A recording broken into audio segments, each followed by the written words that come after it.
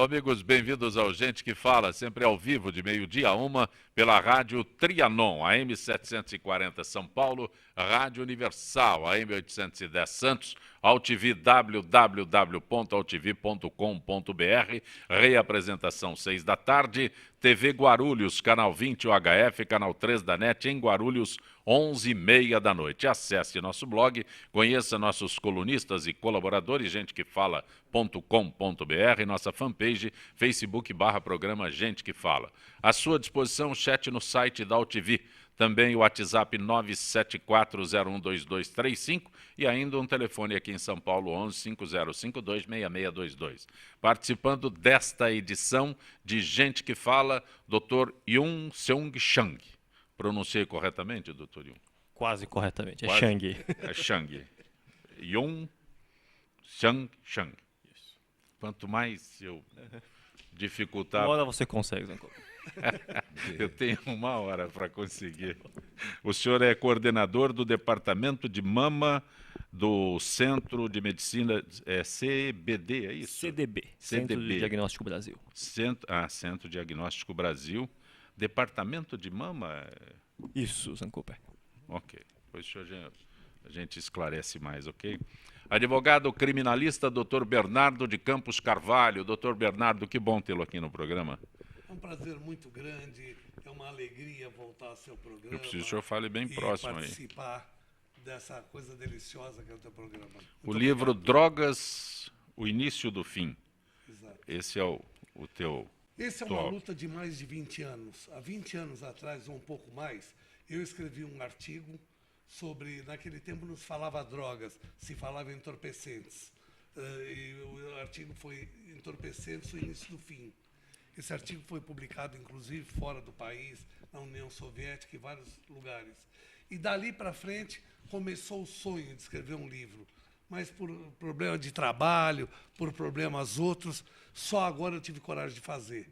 Então eu procuro abordar nesse livro como prevenir, porque entendemos que a prevenção é o melhor remédio de combater o vício. Se acontecer de a pessoa usar e se drogar, ela precisa conhecer como primeiro sobreviver e depois como sarar.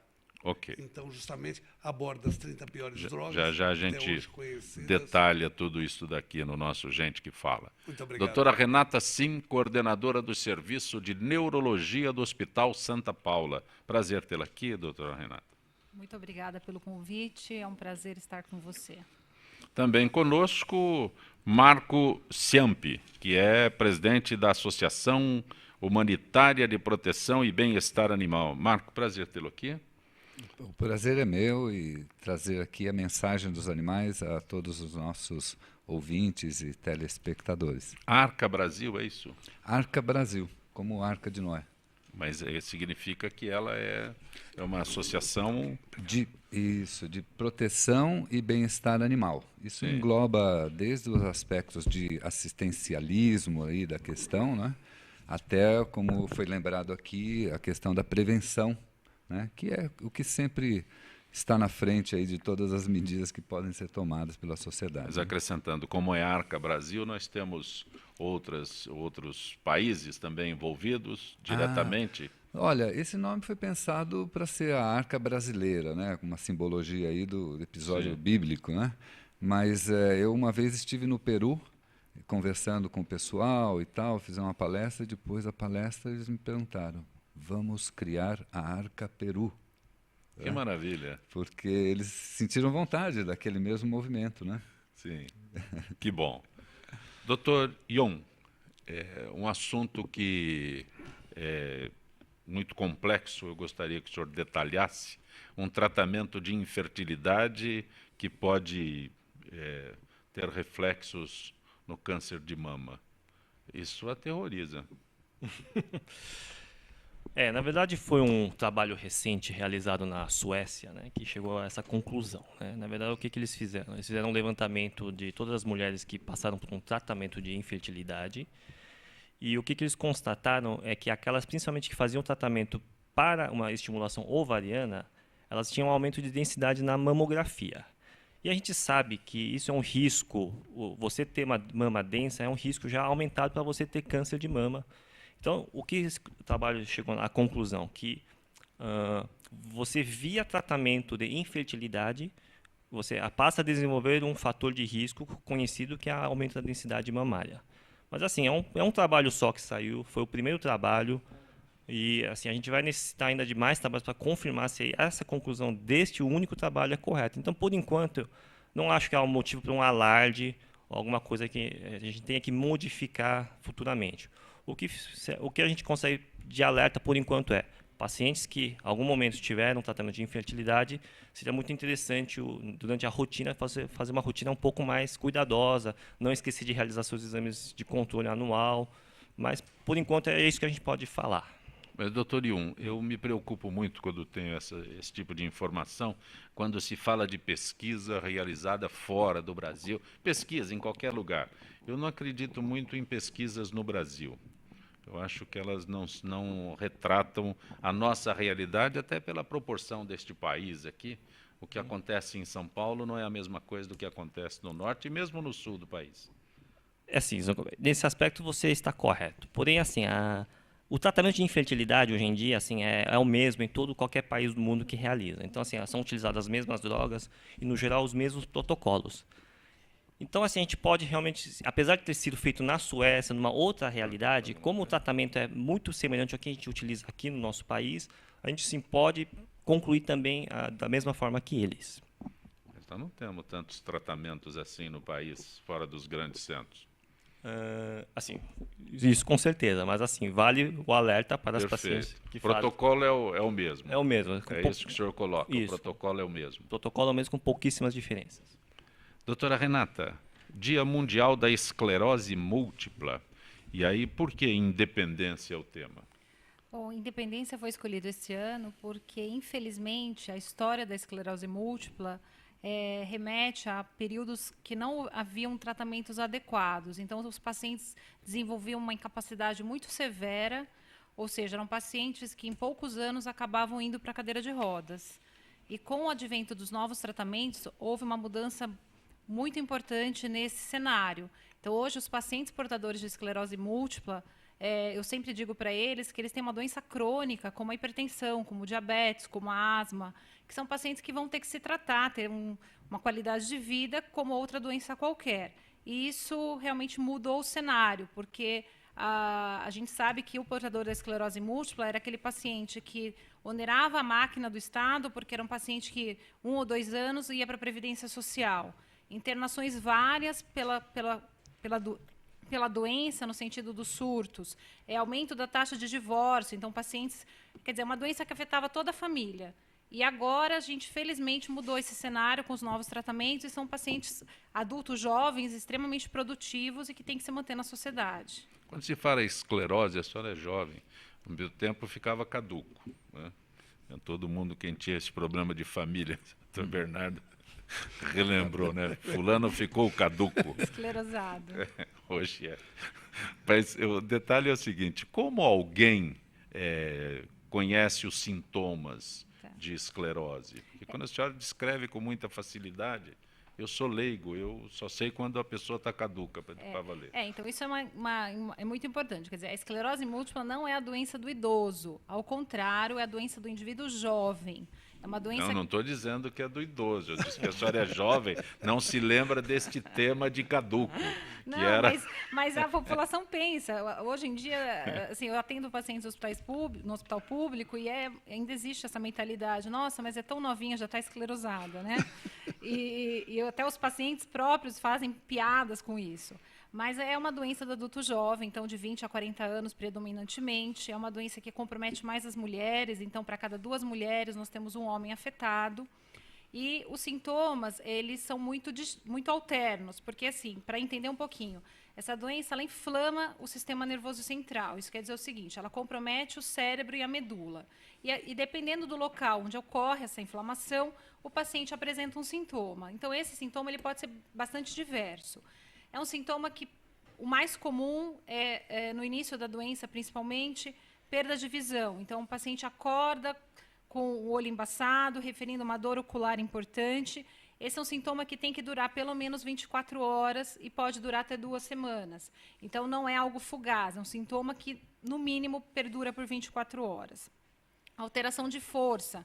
Então, pacientes que têm fraqueza no braço, fraqueza na perna, alterações da sensibilidade. Então, começa a sentir diminuição da sensibilidade numa parte do corpo, normalmente são os membros também, pode comprometer a face.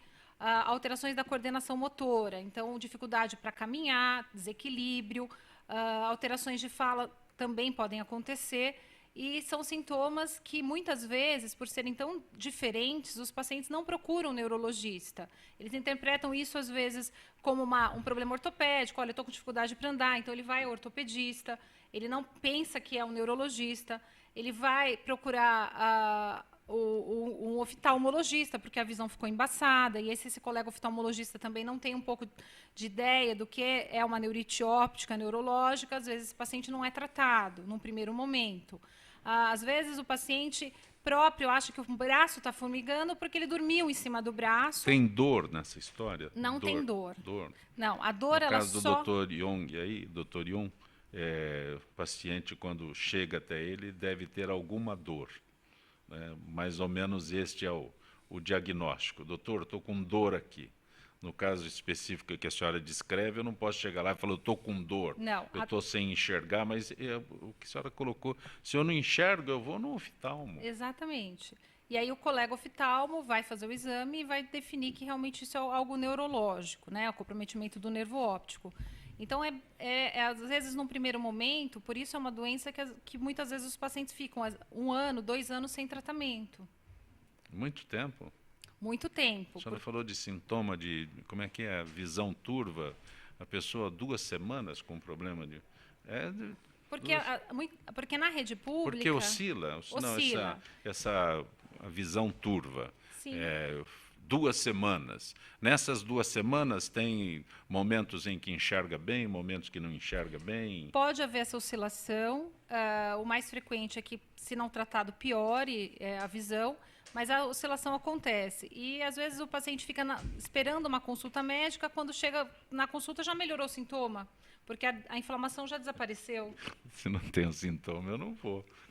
Exatamente. Exatamente. Lamentavelmente, é assim que a gente se comporta. Por isso que eu disse que o Brasil é muito grande, né? E as diferentes situações que acontecem neste país causam problemas não para o paciente teimoso que não vai até a procura da sua solução. Doutor Bernardo, é muito longo o caminho do entorpecente às drogas? Olha, foi muito longo? Eu advogo há 37 anos como advogado criminalista. Já sou um advogado, entre aspas, velho, porque há 37 anos fazendo tribunal do júri é difícil. Então o senhor ouviu falar quando ficavam caducos? Ouvi. Até depois eu quero pedir licença, eu quero fazer uma pergunta. Pode fazer. Estou muito curioso. Pode fazer.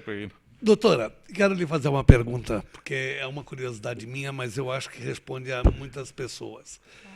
A origem da esclerose múltipla tem a ver com parte genética? Então, a causa não é definida ainda. A gente diz que é uma doença multifatorial. Uma das hipóteses é a genética. No entanto, foram feitos já estudos entre gêmeos homozigóticos para entender se são gêmeos idênticos, e a doença se manifesta de maneiras diferentes. Então, não é totalmente genético, mas um dos componentes, sim. Inclusive, nós temos pacientes de pai, filho, irmãos. Atualmente, eu tenho uma família que tem 6 pessoas na família inteira portadores da doença. Mas, só, licença, mas é muito interessante o assunto. Eu queria te fazer mais uma pergunta. Ela tem a ver com problema circulatório? Pode ter origem na MAVE? Não, malformação arteriovenosa não. Isso. Então, assim, só para esclarecer, há uns anos atrás, tem um médico italiano, muitos brasileiros chegaram a ir para a Itália buscar esse tratamento, onde ele dizia que existia uma alteração circulatória e ele propunha um tratamento específico. Isso não é verdade, né? Isso depois, inclusive, foi contestado em vários congressos e não existe nada em termos de circulação isso que eu queria saber. vascular envolvida na doença. Satisfeito? Muito. Podemos voltar às 30 drogas? Não, Desculpa, mas eu não aguentei a curiosidade. Ótimo. O teu trabalho, o teu livro, Drogas, o Início do Fim. São 30 drogas que o senhor As piores. elencou. Existe uma gama hoje Piores? Não tem droga de... boa, doutor Bernardo. Não tem droga boa quando o senhor Tem. fala as piores? Tem a cafeaspirina, tem uma série de coisas que fazem bem, é tida como a droga do bem. São drogas E tem benéficas, né? Benéficas. É. Você está passando mal, você toma um remédio, você fica melhor, você se sente Mas melhor. o que o senhor aborda aqui são drogas que causam problemas. Altamente concentrado. Eu faço até uma coisa engraçada. A maconha, a maconha talvez seja a droga mais antiga do mundo, porque está provado hoje que os romanos eles já usavam a maconha, porque a maconha tem uma coisa característica única. A maconha tem o ramo masculino e o ramo feminino, a maconha. No meu livro, inclusive, tem fotografias mostrando o pé de maconha, Sim. a cannabis, mostrando o lado masculino e o lado feminino. Os romanos, mesmo anteriores aos romanos... Todo vegetal tem o lado masculino e o feminino. Mas não de forma tão definida como a maconha. Sim. É uma coisa impressionante. A planta é diferente uma da outra. Porque a gente que é da roça tem dois, se não tiver um mamão macho perto do outro você não isso? consegue.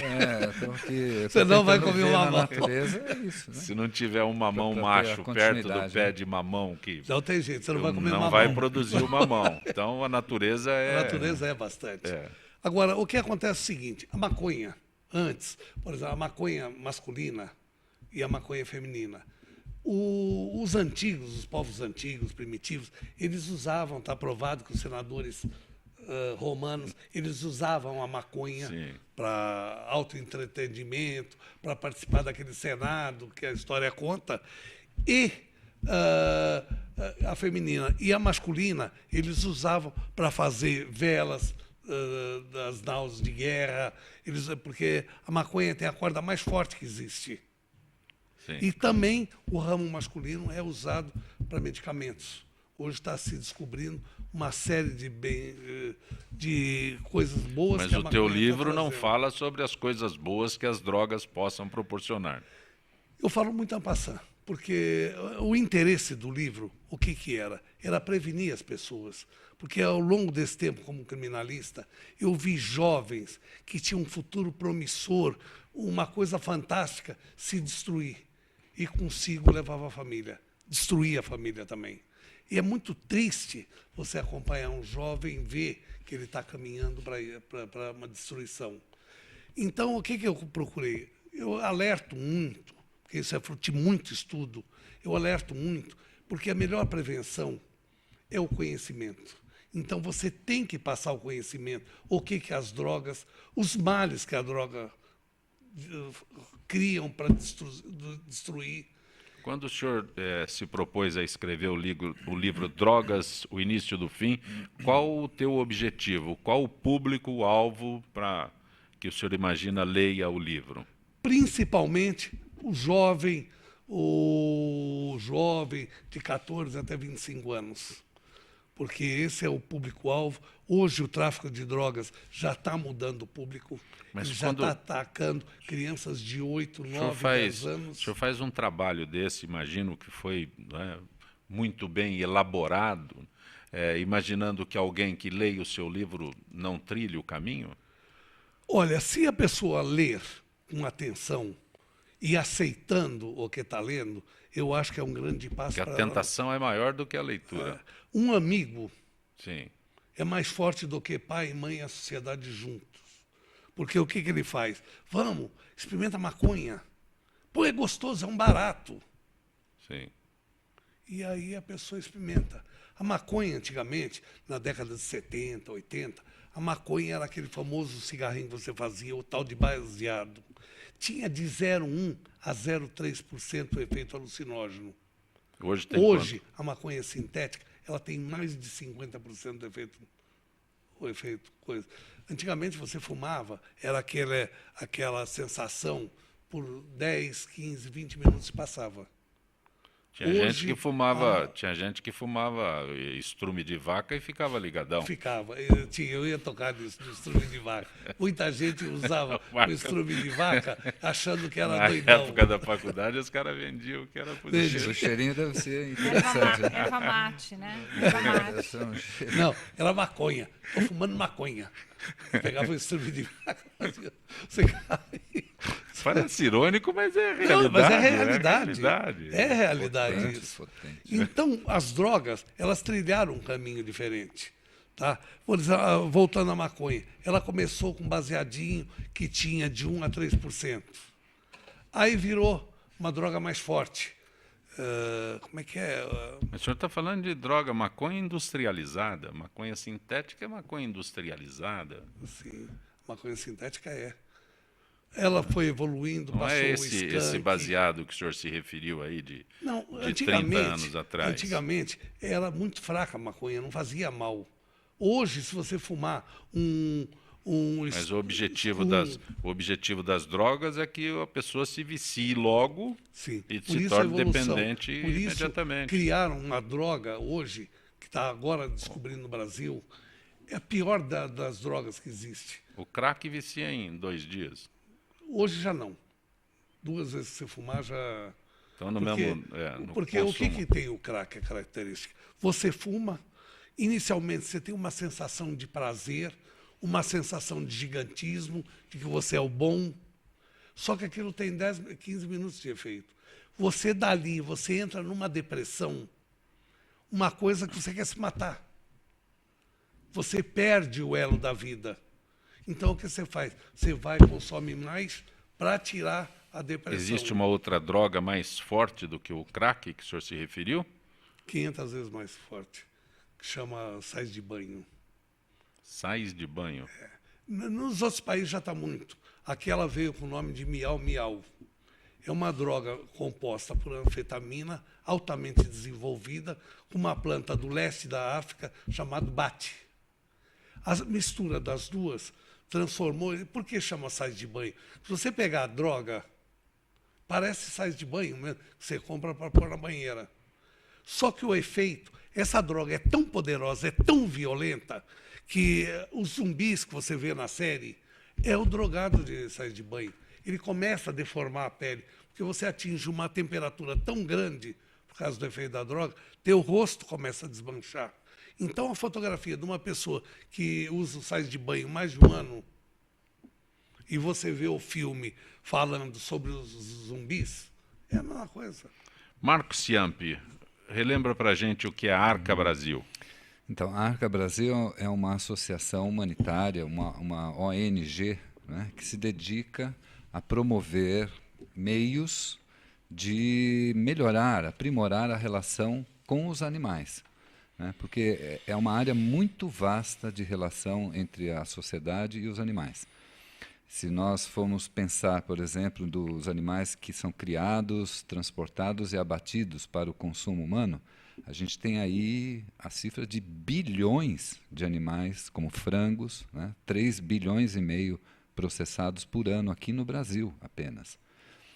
Tem a questão dos porcos, que tem a questão do confinamento intensivo, né? Tem as porcas, por exemplo, que não conseguem dar a volta em torno de si mesma, a sua vida inteira.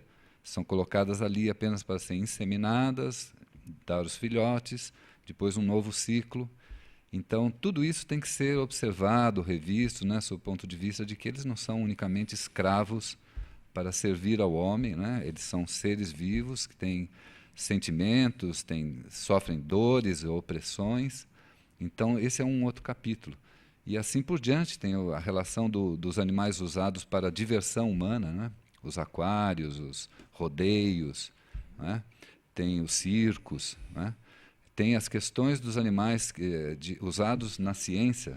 No Brasil, as leis hoje impedem que os animais sejam utilizados em circos. Aqui em São Paulo, pelo menos, esse tipo de espetáculo não existe mais. Há um movimento nacional. São Paulo, por exemplo, rodeio é proibido ser na realizado. cidade de São Paulo, Isso. mas nas cidades em volta ele permanece. Agora, por exemplo, existe um projeto de lei em Brasília que tenta abolir o uso do animal em circos nacionalmente. Se não me engano, hoje está em torno de 10 estados que já proibiram o uso de animal. Isso começou no estado de Pernambuco, a coisa de uns 12 anos atrás, quando houve um acidente lamentável de uma criança que foi na área dos leões durante o dia e um dos leões pegou essa criança e foi devorada pelos leões. Eles foram abatidos e depois, na autópsia, mostrou que os leões estavam pelo menos há 3 dias sem se alimentar. Porque quando o circo não vai bem de bilheteria, os animais sofrem. O primeiro que faz regime é o leão. Ele não tinha alimento. Então, houve um acidente. A partir desse acidente, houve um grande movimento. Pernambuco se tornou o primeiro estado a abolir. E hoje nós tentamos que esse movimento se estenda aí pelo país. Mas, Marco Ciampi, quando se fala em proteção ao bem-estar animal, a gente imagina logo o cãozinho.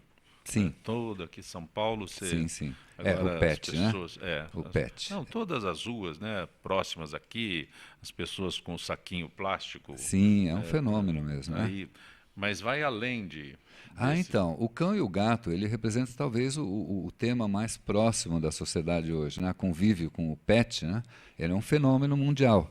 É um fenômeno dos grandes centros urbanos, principalmente, porque as pessoas estão aí nas suas vidas tão competitivas, né? Tão solitárias muitas vezes, casam-se menos, têm menos filhos. Então, é um fenômeno de se aproximar do cão e do gato.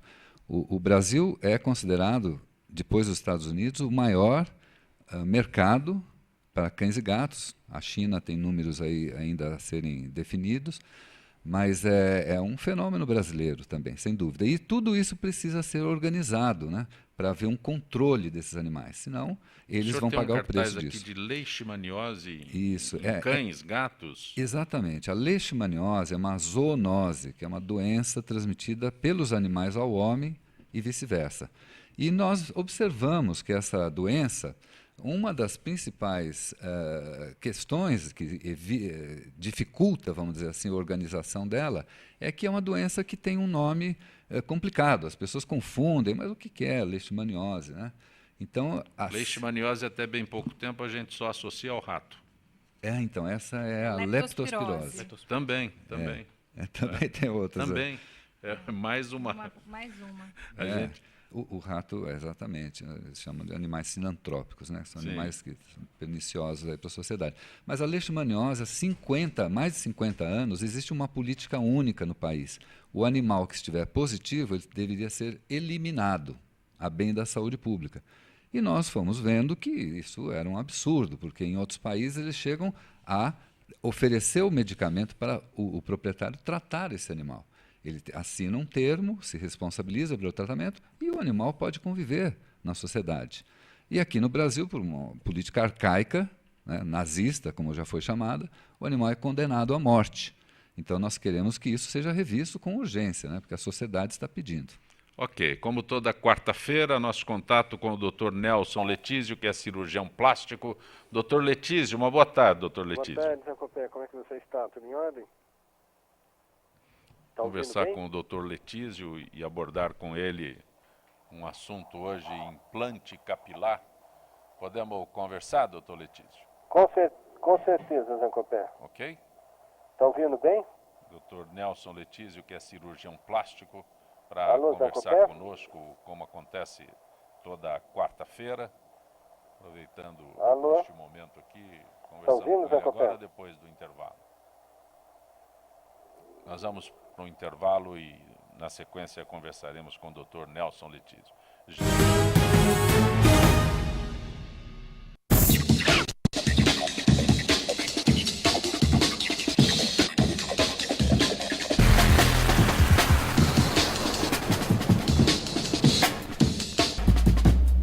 Olá, eu estou aqui para tocar sua consciência. Nossa Saúde ganhou o movimento Mama Amiga pela Vida, uma ação social e voluntária que trabalha pela prevenção do câncer de mama. Esse trabalho leva informação às mulheres, apoio e um toque de carinho, com campanhas como a Rede de Pontos de Prevenção e o modelo Mama Amiga, que ensina a identificar possíveis alterações nas mamas. Para saber mais, acesse e participe desse grande movimento pela vida da mulher.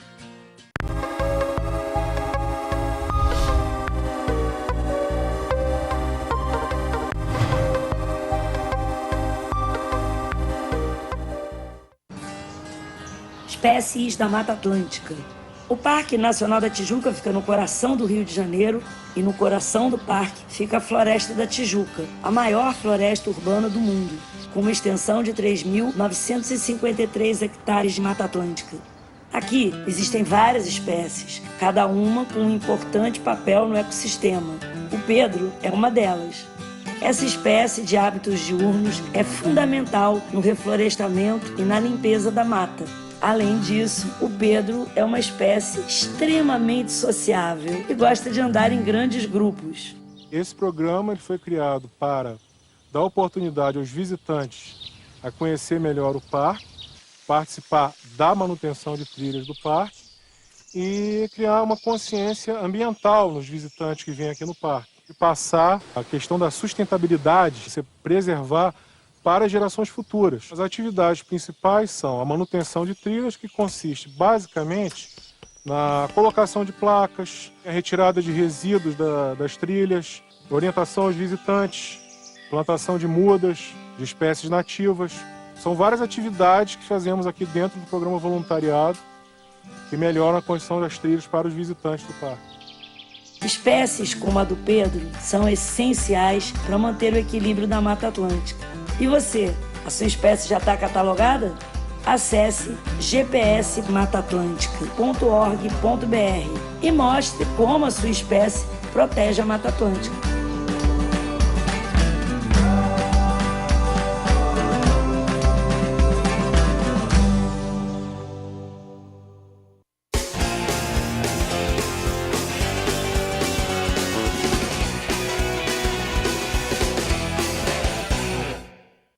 Oi, eu sou Letícia Spiller e quero convidar vocês a fortalecer o movimento que quer criar uma lei para acabar com o desmatamento no Brasil.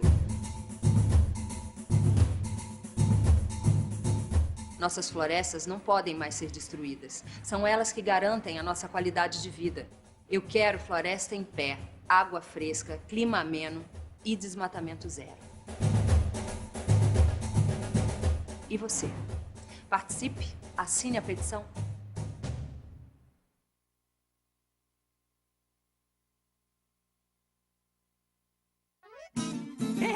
Pantanal! Que maravilha, sou! Mas aqui os peixes já estão diminuindo. Por isso, é bom cuidar e proteger os rios que é aqui, ó, de onde eles nascem. O Pantanal depende das nascentes e das cabeceiras. E nós também, ué. Então, pessoal, vamos ajudar. Afinal, tamo tudo junto, no mesmo barco.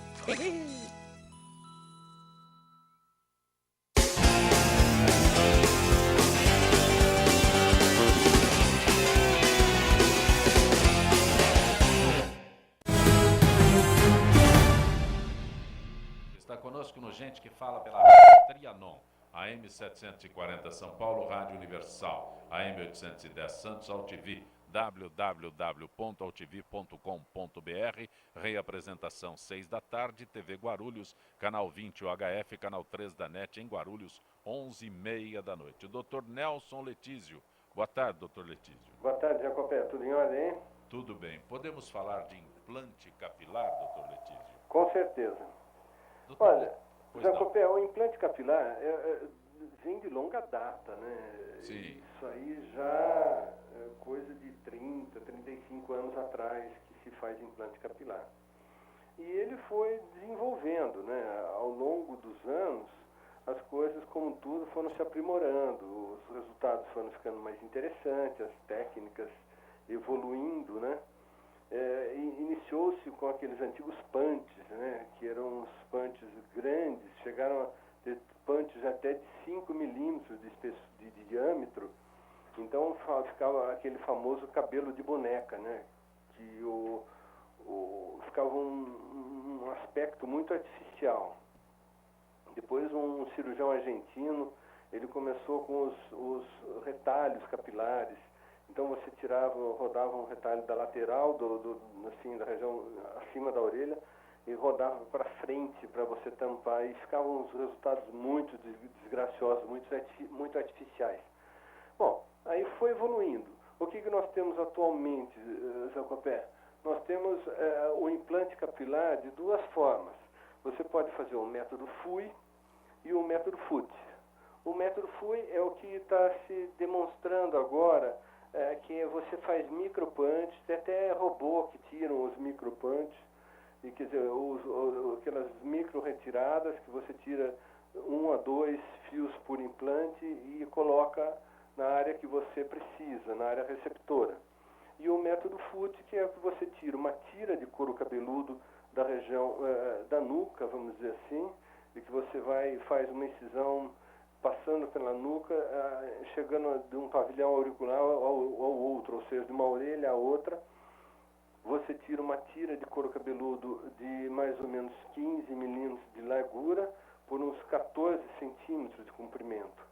Então você fecha bordo a bordo, sem tração, sem que cause iatrogenia na área doadora, e você confecciona os implantes na primeira, segunda fila, na região anterior.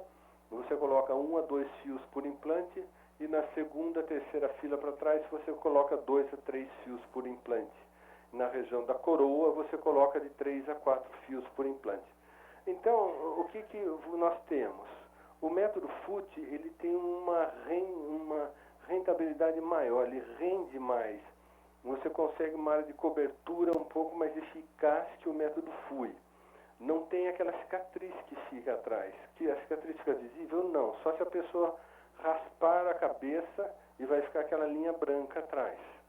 Mas, em contrapartida, o método FUI também ficam aquelas pequenas perfuraçõezinhas, pequenos pontos brancos que vão ficar de cicatriz. Cada um tem a sua vantagem e a sua desvantagem. Atualmente, o que nós fazemos? A associação dos dois, às vezes. Você tira uma tira de couro cabeludo, e quando você precisa de alguns complementos menores ou uma área receptora um pouco menor, você pode usar o método FUI. Quando você tem uma área um pouco maior e que você quer um acabamento, você usa o FUT e associado um pouco com o FUI. Mas é isso, Zancopé. Atualmente está bem estabilizado, entende? Pelo menos mundialmente falando, você não tem uma abordagem muito maior. Tem um estudo japonês que eles dizem que eles estão trabalhando com o centro germinativo do bulbo capilar. Talvez dizem que daqui uns 10 anos, 15 anos, a gente não sabe, se consiga fazer o crescimento de cabelo. Até agora é método cirúrgico ainda, Zancopé. Só uma pergunta, quanto tempo de recuperação depois, doutor Letísio? Desculpa. Quanto tempo de recuperação depois? Olha, é muito tranquilo. O inconveniente é que a cabeça tem que ficar enfaixada por 2 dias. Isso é uma inconveniência. Mas você pode fazer tranquilamente, tipo numa sexta-feira, e o paciente trabalhando numa segunda-feira. Desde que não queira praticar esporte e fazer esforço físico exagerado. Perfeito, doutor Letísio. Grato mais uma vez pela tua gentileza com o nosso Gente que Fala. Boa Valeu. tarde. Um abraço, então.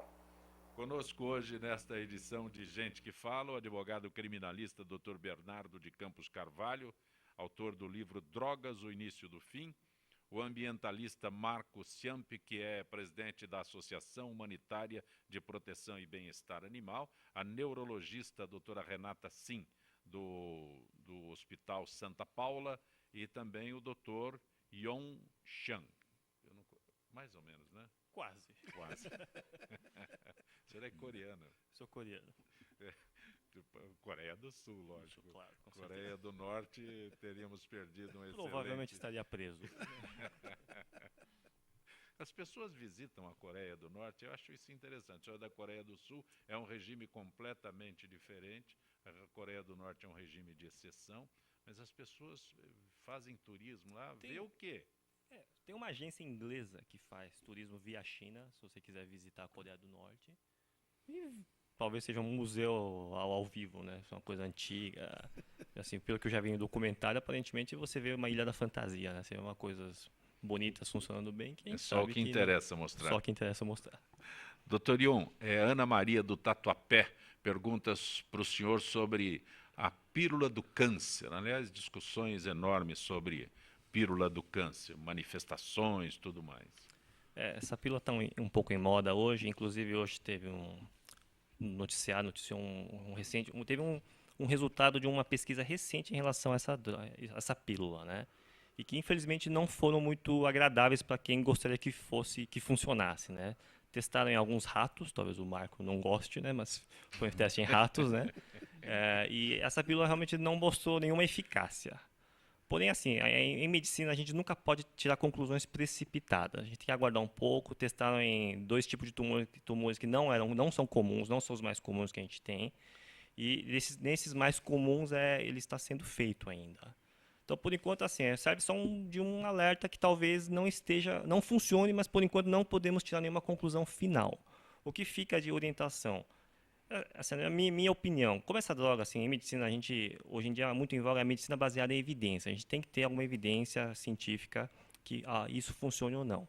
Então, como a gente não tem ainda, a recomendação é assim, se você tem um câncer, faça o seu tratamento que o seu médico preconizou e não deixe de fazer. E caso você queira, por conta e risco, tomar essa pílula, eu não vejo mal. Porém, assim, você não pode largar o seu tratamento. O senhor é médico, a doutora Renata médica.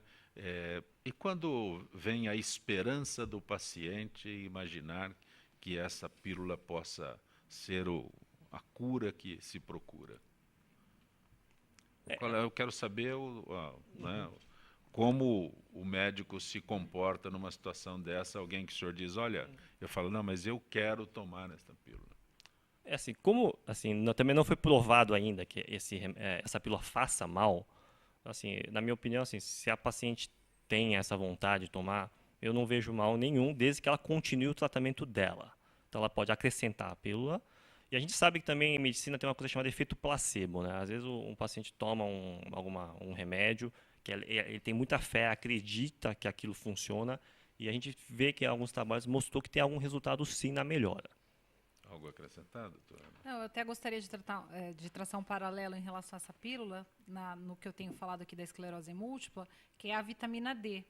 Né? Então, para a gente, o fenômeno... A vitamina D é a droga do momento para se momento. manipular, né? As pessoas Exato. Vão nas e farmácias na de manipulação. Múltipla, ela também é assim. Então, existem tratamentos aí que os pacientes querem abandonar o tratamento da esclerose, que foi o que o colega comentou, e querem tratar com vitamina D. Isso não é o tratamento. No entanto, nós orientamos o seguinte, você vai dosar o nível da sua vitamina, a gente tem como dosar isso no sangue. Se for uma quantidade insuficiente ou desfavorável, se repõe a vitamina. Então, toma vitamina D, faça sua exposição solar, mas não é o tratamento também. Né? Mas é isso, o paciente acredita piamente, já vimos várias reportagens na mídia, inclusive, sobre isso, pacientes que abandonaram o tratamento, se dizem curados e tentam disseminar essa ideia, mas é aquilo, eles acreditam, mas não é o correto. Fátima do Sumaré pergunta para a senhora se é possível uma prevenção contra a esclerose múltipla. Infelizmente, não existe uma prevenção para a doença. Não há prevenção? Não há prevenção.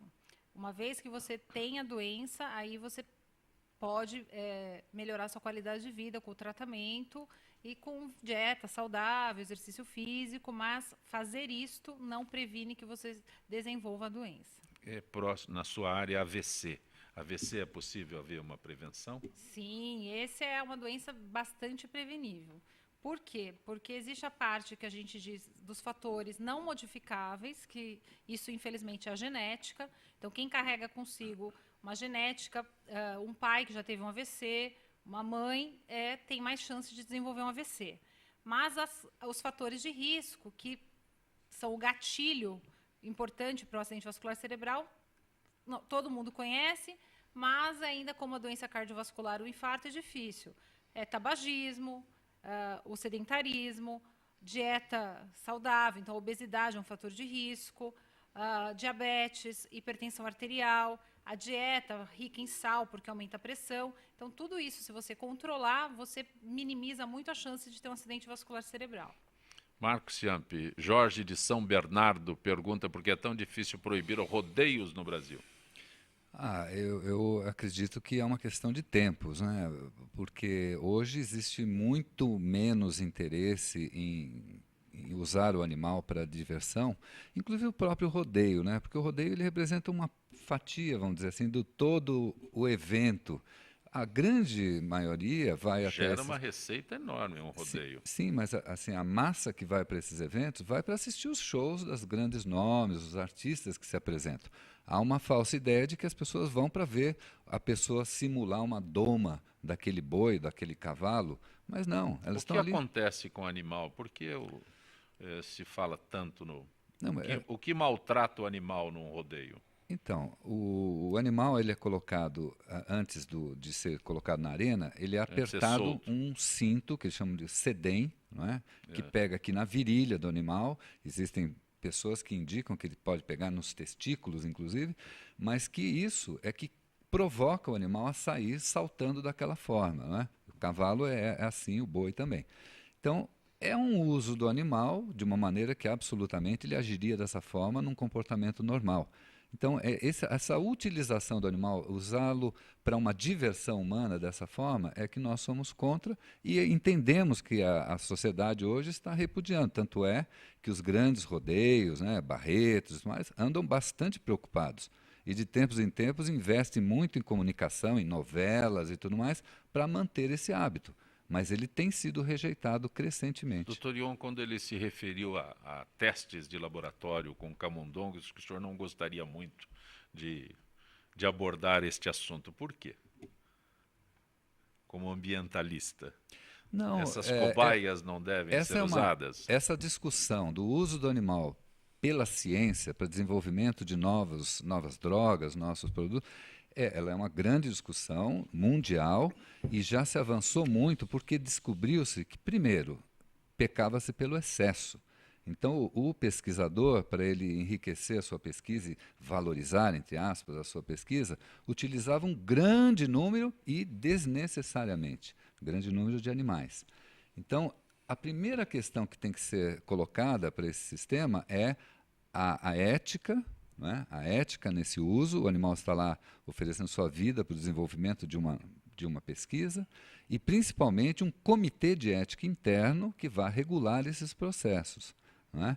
Nós não somos contra o uso do animal de forma racional e hoje, inclusive, existem os grandes centros no mundo que entendem que o modelo animal muitas vezes não se aplica ao desenvolvimento, porque ele é distinto do modelo humano.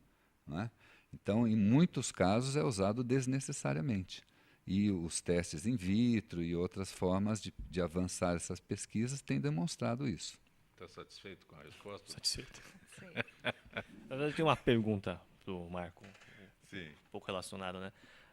Na medicina, a gente tem uma discussão muito de anos, né, em relação à eutanásia. Sim. Que a gente tem corrente a favor, corrente contra e não chegamos a nenhuma conclusão. Queria saber em relação aos animais, há alguma discussão em relação à eutanásia para animais? Olha, eu acho excelente essa sua colocação, porque eu, quando comecei a trabalhar com isso, eu representei no Brasil uma entidade inglesa, isso há 22 anos atrás. Eu sou um profissional dessa área no país. Eu estranhava de ver por que a pasta sobre eutanásia era uma das mais volumosas, porque é uma discussão muito difícil na questão, por exemplo, do paciente, entre o médico, imagina o veterinário, determinar qual o momento da eutanásia num animal que não consegue se comunicar. Né? É uma análise difícil, o proprietário se apega, muitas vezes retarda aquele momento, né? O animal passa a sofrer. Entendeu? Então, realmente, nós trouxemos já especialistas para seminários aqui no Brasil, é uma área de muita, vamos dizer assim, atenção da classe médica. E eu diria que a relação do homem com o animal, de uma forma geral, ela se pauta pela ética, pelo bom senso, pelos valores que entendem que esse animal está submetido, né? Ele depende daquele julgamento humano. Né? A Arca tem ações programadas neste combate à leishmaniose nos animais? Sim, a principal ação hoje é a comunicação. Nós entendemos que a prevenção dessa doença ela passa principalmente por fatores simples. Né? Existem hoje, desde produtos no mercado que podem prevenir, né, o mosquito transmissor, que esse é o primeiro ponto. As pessoas entendem que o animal é que está transmitindo a doença e não é verdade. É o mosquito que leva a doença depois de captar aquele sangue infectado. Então, a prevenção é a melhor maneira de evitar que essa doença se espalhe no país e se torne, como hoje, a principal zoonose. Mas, Marcos, se não fazem prevenção para conter o Zika vírus, conter os outros mosquitos todos aí que... Né? O chikungunya. Exatamente. Olha, existe um fator dessa doença que é um fator ambiental. Então, áreas que sofrem desmatamento para colocação de condomínios e tal, em algumas cidades já se provou ser as áreas de maior foco da doença. Então, existe um fator ambiental e de políticas públicas. Agora, o fator da prevenção ela deve existir por parte do proprietário, do guardião daquele animal. Ele que deve zelar, não aguardar que o poder público vá ter essa solução. Então, como eu disse, existem hoje métodos, coleiras, vacinas, puron, que eles chamam, na pele do animal, e que vão prevenir a doença. É isso que nós estamos difundindo na sociedade. Como você vê essas pessoas que passeiam com seus cãezinhos pelas ruas de São Paulo? Não é bem um passeio, é mais um desfile, não é? É um desfile. Olha, é babá de cachorro, vocês sabiam? Tem babá. Babá vestida mesmo. Já tive a oportunidade no salão de cabeleireiro e entrar uma pessoa com a babá do cachorro. Existem. Uniformizada, com carrinho e tudo. Como é que você vê isso? Olha, eu diria que aqueles daqui da mesa presentes, o nosso público que nos assiste nesse momento e ouve, quem convive com o animal sabe o privilégio que é essa experiência. Ele é realmente algo que nos traz, inclusive comprovadamente, maior imunidade, a troca social ela é melhor, crianças vão melhor na escola, casais brigam menos, o nível de segundo infarto é menor em quem tem animais. Tem uma série de demonstrações. Então, essa atitude... Na área do Dr. Bernardo já tem a briga para que no divórcio quem fica com o cachorro. Com o cachorro e com o violão. Violão está menos... Violão não está tão em alta, não. O cachorro está mais em alta. Existe. A briga no fórum, às vezes você fala, não, é só por propriedade, por carro, não é não. Às vezes o cachorro é motivo de estupim de uma guerra. Muito. Doutor Ion, só um último detalhe aqui, quando as mulheres o procuram, que na palpação tem algum sintoma que a preocupa, é tardio já essa procura ao médico? Existe uma forma de antecipar isso? Na verdade, quando a paciente consegue palpar alguma coisa, a gente sabe que, não vou dizer que o tumor está avançado, se for um tumor, obviamente, né? Mas assim, ele está um pouquinho à frente em relação a um nível pré-detecção, vamos dizer assim, pelos exames, né? Mas assim, de qualquer forma, como hoje em dia o tratamento melhorou muito, assim, isso não quer dizer que ela vai ter um prognóstico pior necessariamente. E a gente tem muitos exames hoje em dia, o leque é muito grande. E mesmo sem sintoma ou com sintoma, as mulheres têm que fazer os exames que a gente sabe que vai detectar de uma forma mais precoce e vai melhorar muito o prognóstico dela. Doutora Renata, alguma ação específica no Dia da Independência que ainda permanece? Olha, é um assunto ainda bastante amplo, né? Ele está ainda muito em voga na mídia, mas a melhor prevenção é procurar o médico, né? Então não precisa supervalorizar, mas não desvalorize seus sintomas, né? Sempre procure o médico, é melhor ser esclarecido a deixar passar um tratamento ou até um futuro de qualidade de vida, que esse que é o Nós homens não procuramos médico, dona Renata. Exatamente, por isso que homens têm mais AVC que mulheres.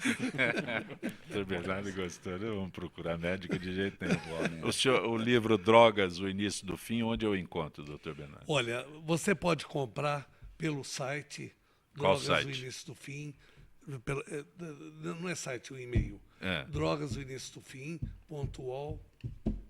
Drogas, o Início do Fim, .ol.com. Sim. E pode ir através da editora também, a RG. E eu quero chamar a atenção de todos. Se você está com um problema, não faça como a maioria das pessoas. Vê um filho drogado, a primeira coisa, a atitude é internar numa clínica. O vício, a psicodinâmica do vício, ela tem outra espécie de tratamento. Você, para conseguir êxito, tratar uma pessoa, tirar das drogas, você tem que primeiro deixar a pessoa chegar no fim, como se diz. Significa que o senhor, se encontrar alguém, não adianta querer agir por ele, ele tem que agir. Às vezes Ele é tem melhor que ter a iniciativa. deixar ele chegar no fim do poço, porque nesse momento ele fica permeável. Ele começa a aceitar você tratar. Porque não adianta nada, isso está provado, eu acompanhei muitos anos. O pai descobre que o filho está drogado, joga numa clínica. Nem todas as clínicas são verdadeiras. Há muitas clínicas de enganação. O filho está drogado com cocaína, interna, o filho fala, pai, há 30 dias que eu não uso cocaína. A clínica está dando anfetamina, que é muito pior do que a cocaína. Então, não, eu não uso mais cocaína.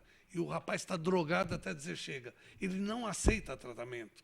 Enquanto não cair no momento que ele aceita, que ele vê que ele chegou no fundo do poço. É a hora de você procurar, eu recomendo muito o Centro de Autoajuda como início de tratamento, porque eles têm, até sobre o negócio que vocês falaram, sobre o problema da cura psicológica. Sim. As igrejas exercem um papel fundamental nisso. A pessoa acredita, ela quando chega no fim do poço, ela precisa ter alguma coisa que ela acredite para se agarrar. Perfeito. E o que mais tem dado certo é Cristo. Grato por ter vindo ao nosso Gente que Fala. Muito obrigado, Cofé. Foi um sonho de alegria. Marco Ciampi, como é que eu localizo, como é que entra em contato com a Arca Brasil? Olha, a Arca Brasil ela é muito acessada pela internet. O site é www.arcabrasil.org.br. Lá vai ter também a informação sobre a doença, a prevenção dela. Leishmaniose nos cães, nos gatos. Exatamente. E o site próprio da leishmaniose, que é o cão não é o vilão.org.br. Grato por ter vindo ao nosso Gente É o meu que Fala. prazer. Dr. Ion, tem uma forma de entrar em contato com o senhor, um site, um endereço eletrônico? Entra em contato com o CDB, que é um laboratório, né? O site é cdb.com.br. O telefone do concierge médico 5088-1055. Grato por ter vindo a gente. Repete, o Yun? Yun. Completo. Yun Seung Cheng. Era quase isso que eu estava pronunciando. Quase. Doutora Renata, sim, tem um endereço eletrônico que se localize a senhora? Então, hospitalsantapaula.com.br. Eu trabalho no hospital e através do telefone 3048.000. Repete. Telefone 3048.000. Grato por ter vindo ao Gente que Fala. Direção-geral do jornalista Fausto Camunha, diretora de produção Zenilda Salvato, redação Pedro Esquiavon, produção cultural Ricardo Godoy, na rádio Trianon Benebene, Cléo Rodrigues, Neildo Neres, Ricardo Valim, na direção da TV Guarulhos, Fernando Mauro, na direção da UTV Alberto Luquete, na técnica James Eduardo, Marcelo Fontan, Sérgio Oliveira e Iago Matsumoto. Estaremos de volta amanhã, meio-dia. Gratos, até lá.